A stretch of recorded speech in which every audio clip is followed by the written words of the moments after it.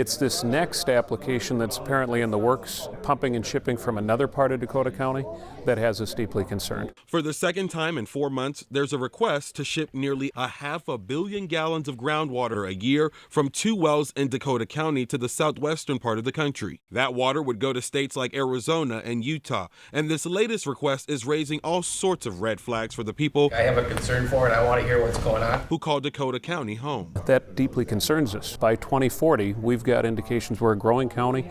We expect by 2040 we're going to have our own water quantity issues in places like Inver Grove Heights, Rosemont, Apple Valley. The 500 million gallon request comes from Progressive Rail, a small Lakeville railroad company which is in the process of submitting an application to the Minnesota Department of Natural Resources to ship groundwater to regions near the Colorado River. Empire Building Investments is the real estate sector of Progressive Rail. They've submitted a well assessment which DNR requires before any drilling can begin that would withdraw more than 1 million gallons of groundwater. They want to draw water from the Mount Simon Aquifer, which is the deepest aquifer in Dakota County. If this application gets approved, where does it end?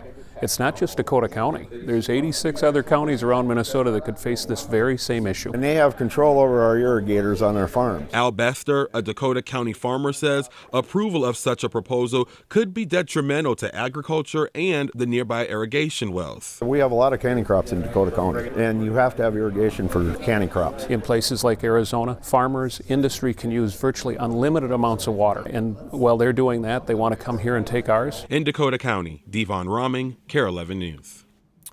Empire Builders submitted a similar proposal in Dakota County 4 months ago, which was shot down by the DNR. You can find the DNR's statement about that proposal on KARE11.com. Also, we reached out to Progressive Rail for comment, but we're still waiting to hear back from them.